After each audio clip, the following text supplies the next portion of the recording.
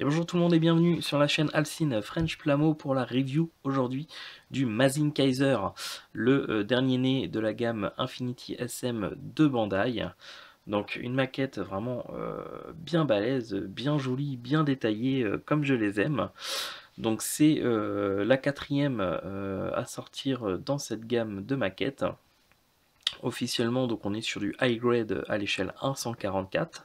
Alors au niveau du fait du high grade, oui, parce qu'on retrouve un peu finalement le système d'articulation et puis le détaillage qu'on peut avoir sur du high grade, même si on a quand même beaucoup plus de détails que sur par exemple un Gundam à l'échelle 1/144 en high grade. Par contre, l'échelle 1/144, c'est vrai que si on compare cette maquette à un high grade à l'échelle 1/144 de la licence Gundam, et ben le Gundam il va arriver à peu près ici. Donc là on est plutôt finalement sur de l'échelle qui se rapproche plus de ce qu'on se trouve dans le 1 centième avec par exemple les Master Grade dans l'univers Gundam. Donc c'est quand même une maquette assez grande, assez imposante, hein. Vous voyez un peu la taille des ailes, hein. Je peux vous dire que dans une vitrine, ça va bouffer beaucoup de place. Mais par contre, c'est vrai que c'est une très belle maquette, très représentative et vraiment avec un style, et ben, le style de la gamme des Infinity SM que moi personnellement j'adore parce que j'aime bien ce système de représentation d'armure avec plein de petites plaques. Vraiment, c'est un style que j'affectionne particulièrement. Voilà. Alors ce kit, donc là comme vous voyez je suis obligé de le faire tenir sur une action base parce que du coup comme vous en doutez avec le poids imposant des ailes, et ben, la maquette elle part direct en arrière. Donc si vous voulez mettre les ailes, et ben, il n'y a pas le choix, il faut utiliser une action base. Sinon au niveau de l'équilibre c'est juste impossible, hein, la maquette tiendra jamais debout toute seule. On va arrêter de la faire tourner. Alors ça va être compliqué de me rapprocher parce que j'étais obligé de reculer l'appareil pour pouvoir que vous ayez la maquette dans le cadre. Je tends les bras au maximum. Voilà. Alors.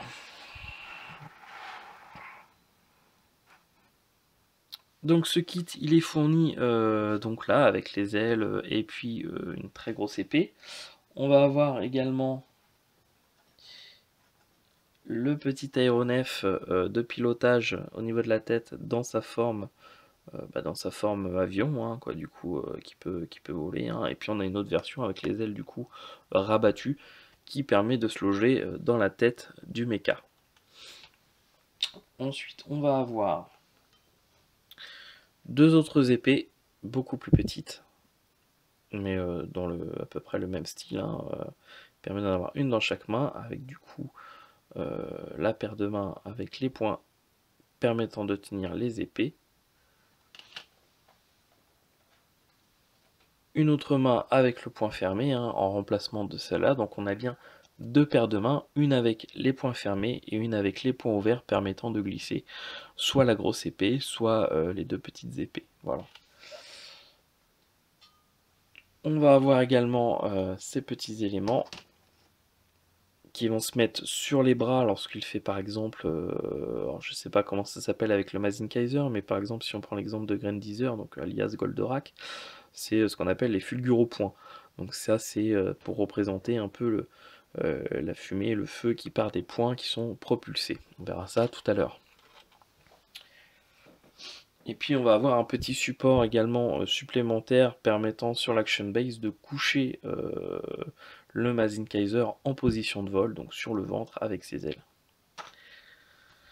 Et puis on va avoir, alors attendez là je me baisse parce qu'il va falloir que vous voyez un petit peu tout ça. Donc ça c'est les éléments qui peuvent nous servir,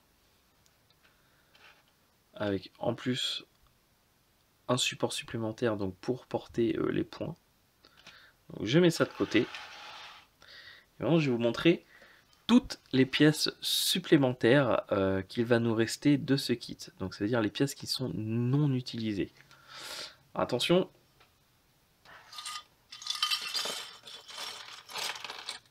Voilà.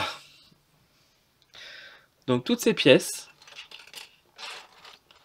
voilà, sont des pièces qui sont sur les grappes de ce kit et qui ne sont pas utilisées. Donc ça fait beaucoup. Donc, si comme moi, vous aimez bien utiliser ces pièces pour des projets de diorama ou du custom ou du craft, bref, des choses pour lesquelles ces pièces sont utiles, c'est du pain béni, hein, très content. Hein. Là, j'ai des épaules supplémentaires, j'ai des fixations au niveau des jambes supplémentaires, des éléments du genou, j'ai presque un torse complet là. J'ai quasiment une tête également complète. Voilà, j'ai deux lames, j'ai des mains, j'ai une autre paire de mains. Hein. Bref, plein d'éléments comme ça qui peuvent du coup servir pour d'autres choses. Donc ça c'est génial. Par contre, si vous vous faites pas ce genre de choses, malheureusement c'est des éléments qui vont finir peut-être à la poubelle. Et bon, c'est un petit peu dommage parce qu'à chaque fois ça fait, si on multiplie par le nombre de kits, ça fait beaucoup de plastique. Qui est fabriqué pour rien finalement parce que ça va pas servir à quelqu'un voilà, qui fait pas régulièrement de la maquette ou des projets personnels dans lequel il va utiliser des pièces comme ça pour d'autres choses. C'est voilà, c'est des pièces qui vont pas lui servir et puis plutôt que de s'encombrer avec ça dans un coin, et la personne va peut-être plutôt les mettre à la poubelle. Alors d'aujourd'hui, c'est vrai que déjà que notre loisir n'est pas hyper sain pour la planète. Il faut quand même essayer de faire des efforts à ce niveau-là. Alors pourquoi on a autant de restes de pièces? C'est tout simplement parce qu'en fait, par exemple, des éléments de ce kit vont être les mêmes que ceux qui ont servi sur, par exemple, Mazinger Z ou Great Mazinger, l'un des deux premiers de cette gamme qui ont été fabriqués. Et donc du coup, si on a besoin par exemple de la même tête, on va réutiliser la grappe. Mais sur cette grappe, il y a des éléments du kit original qui vont pas forcément servir pour ce kit-là, et donc c'est des éléments qui ne servent à rien. Voilà. Donc soit c'est des éléments que, comme j'ai dit, vous pouvez utiliser dans des décors pour des dioramas ou dans des customs de mecha, du craft, des choses comme ça. Soit c'est des choses qui ne vous parlent pas, et dans ce cas-là, ça finit à la poubelle, voilà. Ce qui est un petit peu dommage.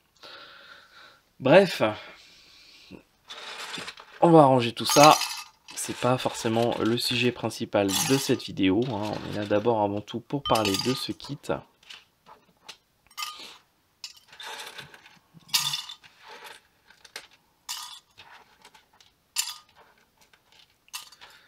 Hop, hop, hop, hop. Voilà, bon. Alors, le plus simple pour pouvoir vous montrer ce kit d'un petit peu plus près, eh ben, écoutez, ça va être de retirer les ailes et de l'action base, parce que sinon, ça va être un petit peu compliqué. Donc, je le retire de l'action base. Voilà. Si j'essaie de le poser sans les ailes, évidemment, ça ne tient pas, emporté par le poids. Donc, on va décrocher les ailes. Voilà. Je vais mettre ça de côté.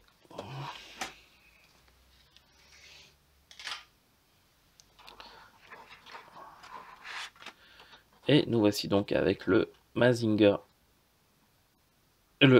Non, qu'est-ce que je raconte? Mazing Kaiser. Voilà, je suis en train de me mélanger entre les différents mechas.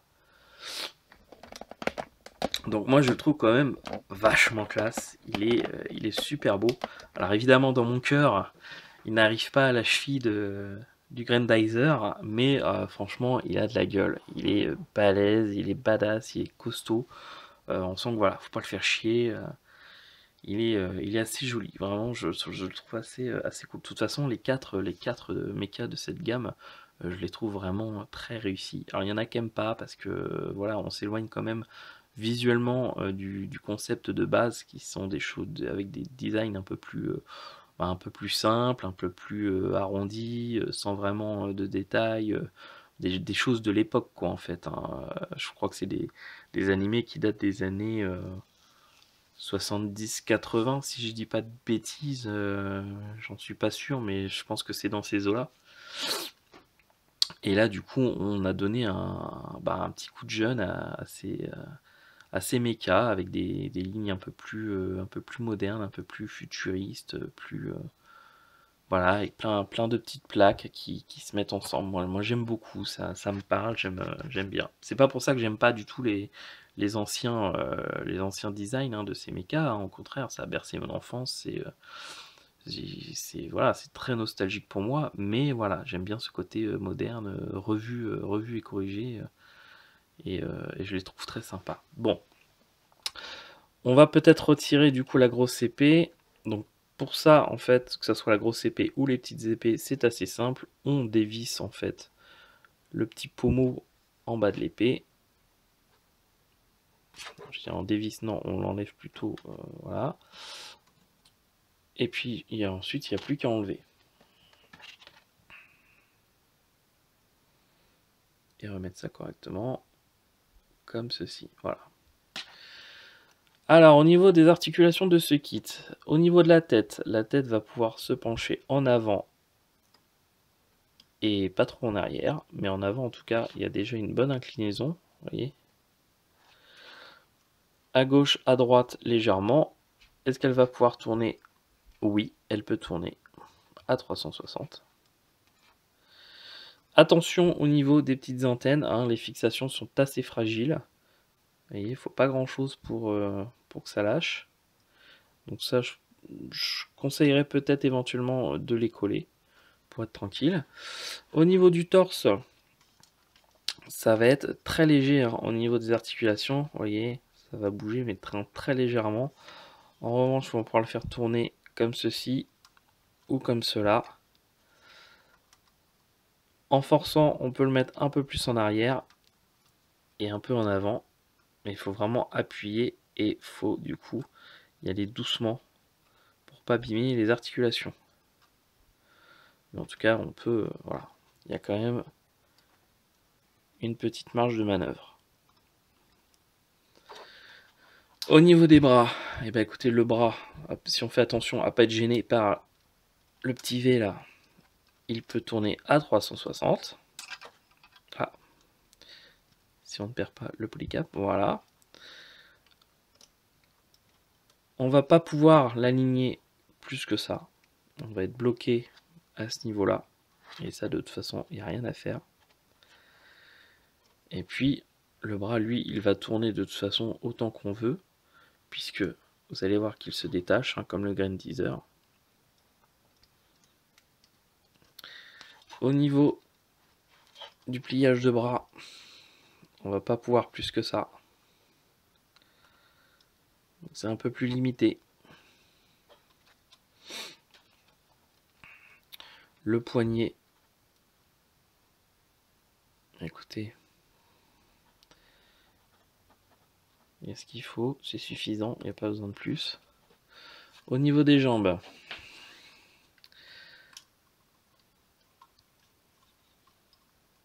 il va falloir qu'on baisse un petit peu, voilà, comme ceci, pour pouvoir remonter. Par contre, lui, on va pas pouvoir le plier plus que ça. Dans l'autre sens, on va pouvoir remonter et presque toucher la tête. Mais on ne pourra pas plus que ça, on va être bloqué à ce niveau-là. Ensuite, pour remettre la jambe correctement, vous voyez, il y a un système, en fait, la fixation, elle s'abaisse et elle remonte. Donc si vous avez besoin de plier la jambe comme ceci, il faut la baisser. Et lorsque vous voulez le maintenir droit debout, et bien, il faut tout simplement remonter cette fixation. J'espère que j'étais assez clair dans mes propos. Moi-même, je me pose la question de me dire, est-ce que j'ai bien compris moi-même ce que je racontais? Enfin bref, l'idée c'est que je vais essayer de vous filmer ça de près. Là c'est flou. Voilà. Regardez ce que je fais et normalement vous allez comprendre. Vous voyez la fixation juste ici, à l'intérieur. On peut la baisser ou la monter. Donc si vous avez besoin de plier la jambe, vous allez devoir la baisser. Ça va vous donner plus d'espace pour pouvoir plier la jambe. Et puis si vous avez besoin que votre méca soit tout simplement debout, on va la remonter. ce qui va bloquer en fait. Les pieds par contre, vraiment, on va pas pouvoir faire plus que ça. Droite, gauche, avant, en arrière, bah, c'est quasiment inexistant puisque on va être bloqué par cette partie-là. Donc vraiment, pas beaucoup d'amplitude au niveau du pied. Au niveau des articulations, on a fait le tour.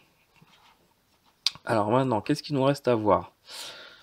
Le petit système un peu de fulgure au point, hein. Donc on peut faire en sorte que les points soient projetés, hein. Donc pour ça on peut utiliser du coup cette mini action base. On va prendre le point comme ceci. On va lui mettre une de ces deux éléments. Voilà, comme cela. Et puis ensuite on va venir... Voilà. Et on peut du coup...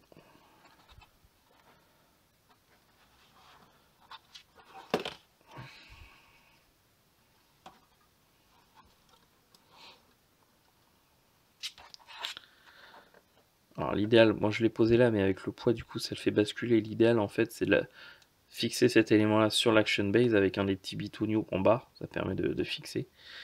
Et du coup voilà, vous allez pouvoir vous projeter le point. Bon, moi je suis pas extrêmement fan de ce genre de choses, hein. Je préfère avoir la maquette tout entière. Mais voilà, vous avez la possibilité de le faire. Et sur les deux, hein, sur les deux bras.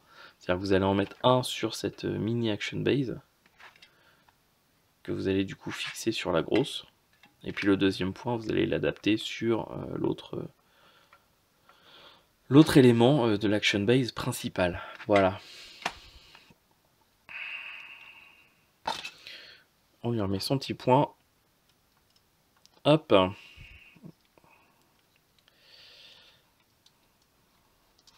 Et puis tiens, on va lui mettre les deux épées.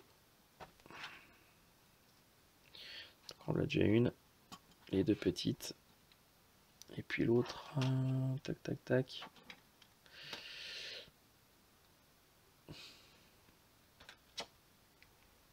Non, c'est pas le bon point. Il est là. Oula. Donc vous voyez, on glisse simplement l'épée dans le point. Hein. Aucune difficulté. Pas besoin de redémonter le point. On remet le petit pommeau en bas. Voilà. Et le voici du coup avec ces deux épées.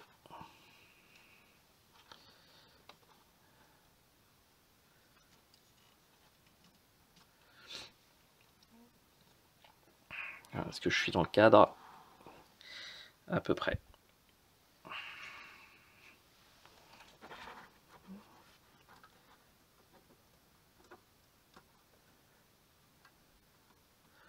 Voilà, ça me paraît pas mal. Écoutez, voilà, au niveau des possibilités de ce kit, on a fait le tour. Non, il me reste à vous montrer la position de vol de ce mecha. Donc, on va déjà, on va enlever du coup les épées. On va les remplacer par des points normaux. Hop.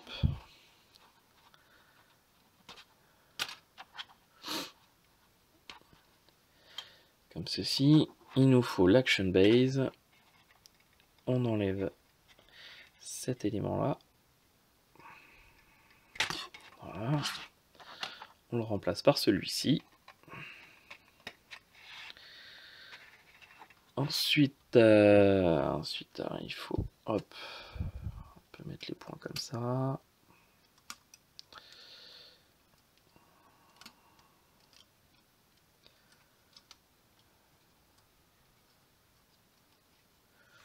On va essayer de faire ça bien. On lui remet ses ailes.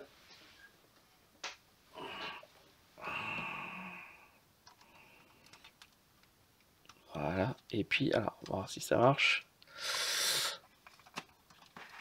Oh là là. Ah oui, c'est vrai que je l'ai pas fixé.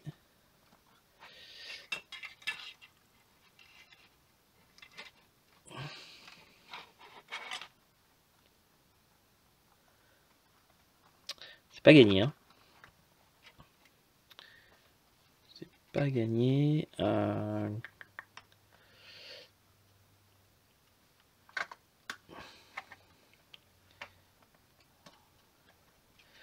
Évidemment, je ne l'ai pas testé avant de vous montrer. Voilà, ça y est, ça me paraît pas mal. Hop là. Voilà, Mazin Kaiser en plein vol. Je vous l'accorde, c'est pas terrible. En tout cas, je pense que c'est quand même moi qui m'y prends mal pour le coup, pour sa défense. Je l'ai pas beaucoup aidé. Non, je pense qu'il y a moyen de le mettre un peu mieux que ça. Hein. Mais en gros, voilà, vous avez possibilité avec l'action base de le mettre en position de vol. Et sûrement en s'y prenant beaucoup mieux que ce que je viens de faire. Mais voilà, il y a possibilité de le faire, donc je trouve ça assez pas mal, c'est assez original. Ça peut être très marrant dans un diorama par exemple. Voilà, bon bah écoutez, on a fait le tour des possibilités. Hein. Moi, je vais essayer de le remettre dans une position correcte. Je vais, en ce qui me concerne, de toute façon, le démonter, hein, puisqu'il va falloir que je m'attaque maintenant à la peinture. J'ai décidé de le peindre exactement dans le même style que ce que j'ai réalisé avec le Grand Desire. Voilà. Puisque tant qu'à faire, si je dois en avoir plusieurs de cette licence, et ben autant qu'ils soient tous réalisés de la même façon, afin qu'il y ait un certain équilibre. Donc il va être en fait avec des peintures un peu métallisées, quelques effets de lumière et puis un vernis bien brillant. Voilà, bon, on est déjà à 21 minutes de la vidéo, je m'attendais pas à faire autant. Donc je m'attaque tout de suite à la peinture et puis je vous montre le résultat une fois terminé. A tout de suite. Et voici donc le résultat final avec la maquette entièrement repeinte. Hein. Je l'ai refait dans le même style que Goldorak, donc avec des peintures un peu métallisées. J'ai décidé de lui mettre sa grosse épée plutôt que les deux autres petites. Hein. Je trouve que déjà d'avoir la grande comme ça, c'est pas mal. Entre l'épée et les ailes, il est quand même assez large, assez imposant. Donc ça va prendre pas mal de place dans la vitrine, mais c'est vrai que c'est une très belle maquette, un très beau mecha, très beau, très bien conçu. Voilà. Après, je suis pas un fan des action base, hein. J'aime pas ça particulièrement, je trouve pas ça très esthétique. Mais là, malheureusement, si on veut pouvoir laisser les ailes, et ben on n'a pas forcément le choix que de mettre une action base. Voilà. Bon, moi j'ai fait en sorte de la positionner pour qu'il ait quand même les pieds sur le sol. Donc voilà. On va arrêter de le faire tourner et essayer de vous montrer ça d'un petit peu plus près. Hop.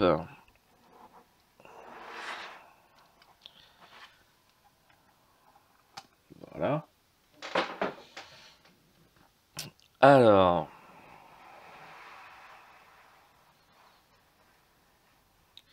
Est-ce que je vais réussir? Je vais pas pouvoir l'approcher plus que ça. Je peux éventuellement essayer de zoomer. Mais on va perdre en qualité d'image. Au niveau de la peinture, eh ben, j'ai beaucoup, principalement sous-couché en noir, hein, puisque derrière on est sur des peintures de teinte métallique.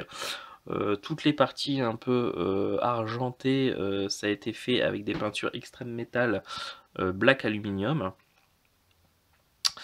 Les parties en noir, elles ont été donc dans un premier temps peintes en noir brillant H1 de chez Obicolor, et puis ensuite j'ai vaporisé un voile de peinture argentée, je crois H8, pour donner un effet paillettes métallique blanc. Alors là je sais pas si ça va vraiment se voir, mais du coup on a une peinture un peu carbone finalement, donc ça rend pas trop mal. Les parties en or, j'ai utilisé en fait de la cire, pareil, c'est AK Interactive qui fait ça, True Metal, que j'avais déjà utilisé. J'avais fait un test de produit là-dessus sur la teinte, alors, la teinte un peu fer pour les armures, et ben là je suis parti sur la teinte or, qui donne un or assez réaliste, très métallique, très joli. Et puis je crois que c'est à peu près tout, hein, puisque il n'y a pas beaucoup de variations de teintes sur ce kit.